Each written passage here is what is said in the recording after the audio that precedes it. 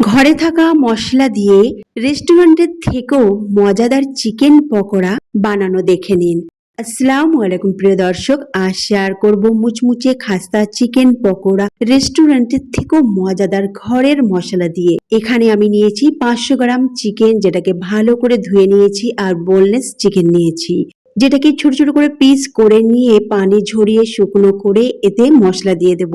মশলার মধ্যে প্রথমে আদা রসুন বাটা 1 চামচ, লঙ্কা গুঁড়ো 1 চামচ, হলুদ গুঁড়ো 1/2 চামচ, জিরে গুঁড়ো 1/2 চামচ, চাট মশলা 1/2 চামচ, কালো মরিচের গুঁড়ো 1/2 চামচ, লবণ স্বাদ মতো। আর আপনারা এতে গরম মশলাও দিতে পারেন, তবে আমি এখানে স্কিপ করেছি।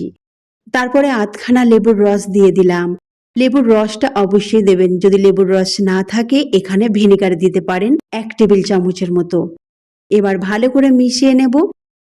খুব ভালোভাবে মেশানো হয়ে গেলে এটাকে 10 থেকে 15 মিনিট রেস্টের জন্য রাখবো। 10 মিনিট পর ফিরে এলাম। এবার এতে মেশাবো কর্নফ্লোর। কর্নফ্লোর খুব ভালো একটা কোটিং এর কাজ করবে, আর বাইরে থেকে বেশ দারুণ মুচমুচেও হবে। তবে আপনাদের কাছে কর্নফ্লোর না থাকলে চালের গুঁড়াও দিতে পারেন, এই 1 চামচের মতো দেবেন। দিয়ে খুব ভালো করে মিশিয়ে নেবেন। তারপর এটাকে 5 মিনিট এইভাবে রেখে দেবেন। এদিকে আমি তেল আগে থেকে গরম করে নিয়েছি, তারপরে মাঝারি আঁচে চিকেনগুলোকে ভেজে নেব।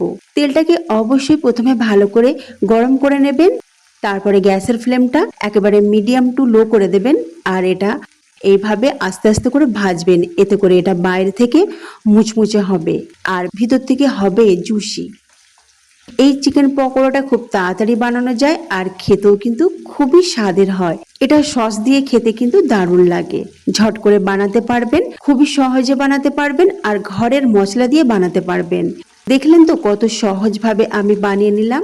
এবারে এগুলোকে উল্টে পাল্টে খুব ভালো করে ভেজে নিতে হবে, আর একটু কালার এসে যাবে, তারপরে তুলে নেব। এইভাবে সবগুলো চিকেন আমি ফ্রাই করে নেব। তারপরে এগুলোকে গরম গরম পরিবেশন করে নেব সস দিয়ে।